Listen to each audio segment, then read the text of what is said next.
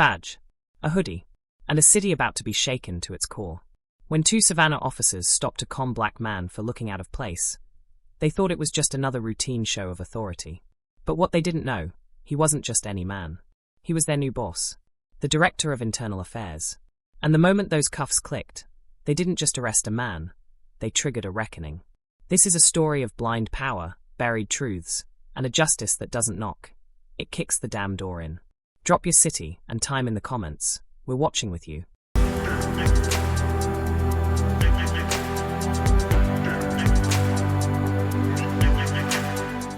It was the kind of Savannah afternoon that moved slow, thick with humidity, quiet with old secrets. Officer Paige Monroe cruised down Jones Street, like she had 100 times before. Spanish moss swayed gently above the road, painting streaks of shadow on the windshield. But something in her gut said today wasn't like the others. She spotted him near the corner of Whitaker. A tall black man, walking alone. No bag, no dog, just a charcoal grey hoodie, jeans, and worn sneakers.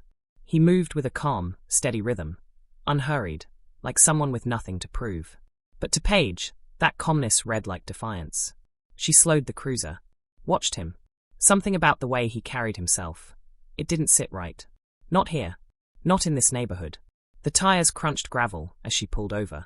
Her hand hovered near her belt, fingers brushing her taser out of habit. Or maybe out of fear she didn't want to name. She opened the door with a force that made it swing wide. "Excuse me, sir," she called, louder than necessary. "Can I talk to you for a second?" The man stopped. He didn't flinch. He didn't run. He simply turned to face her, eyes steady, expression unreadable. "Of course, officer. Is there a problem?" That voice. Smooth. Measured. It caught her off guard. Paige stepped closer, scanning for something. Anything that would justify the tension winding through her spine. "What brings you around here?" she asked. He gestured to the block. "Just taking a walk. I live nearby." She didn't believe him. Didn't want to believe him. Her gaze flicked to the houses around them. Silent, curtains shifting as unseen faces peeked out. "Can I see some ID?" she asked, voice clipped. He hesitated. Just for a second. Long enough to trigger every alarm in her head.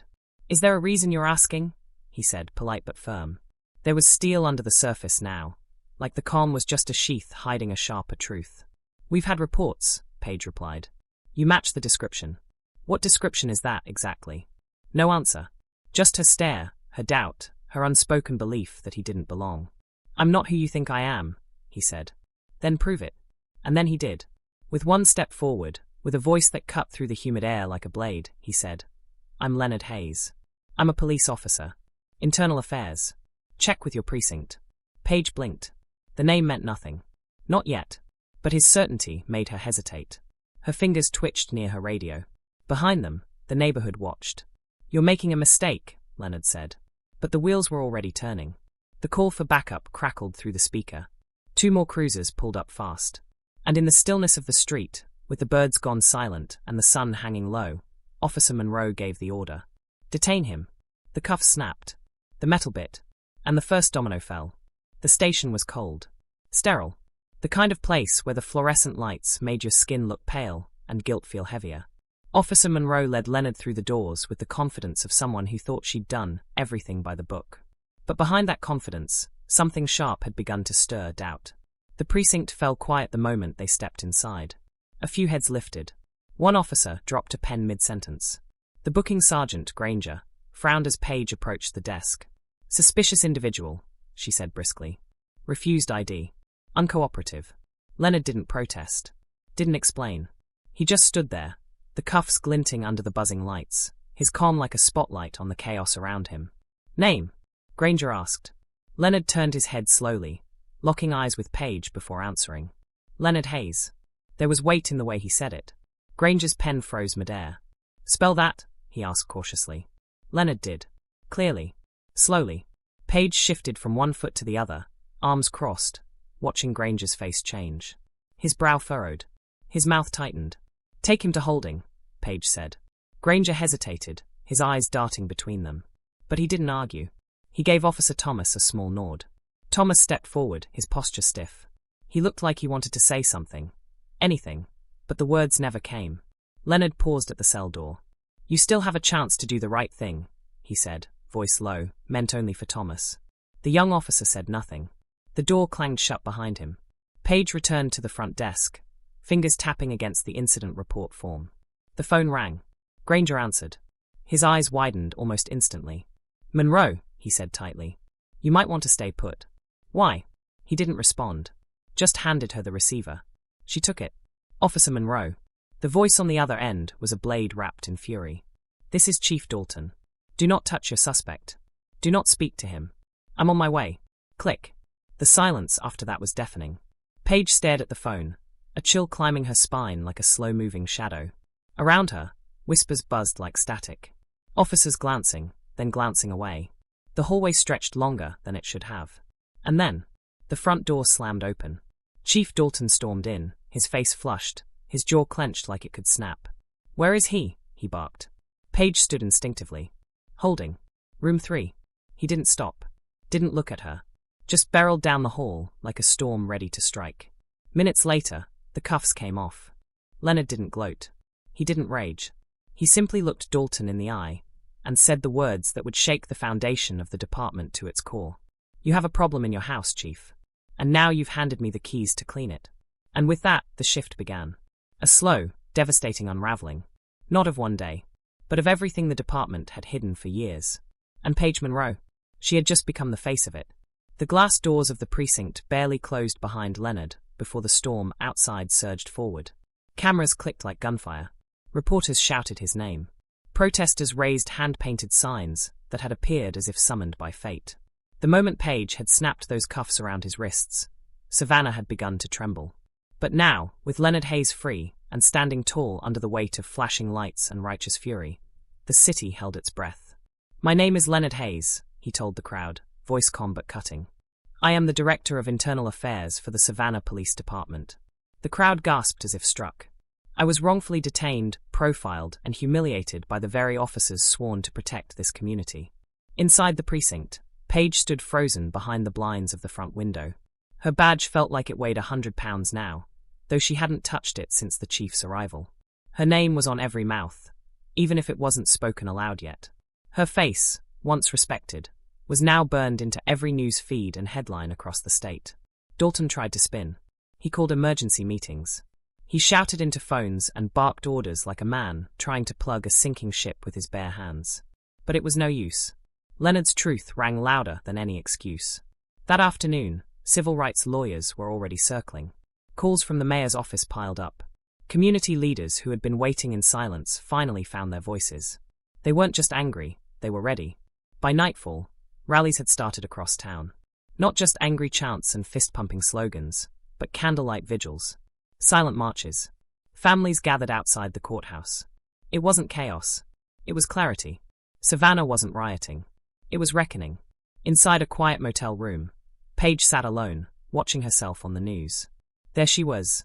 The moment she'd walked Leonard out in cuffs, chin high, certain she was right. The way she'd dismissed his calm, ignored his ID, waved off every instinct that told her something didn't feel right, because she thought she knew better. The commentator on TV didn't mince words. A failure of training? Or a failure of humanity? She didn't turn it off, because even in the thick silence of that room, she could still hear Leonard's voice echo through the world outside.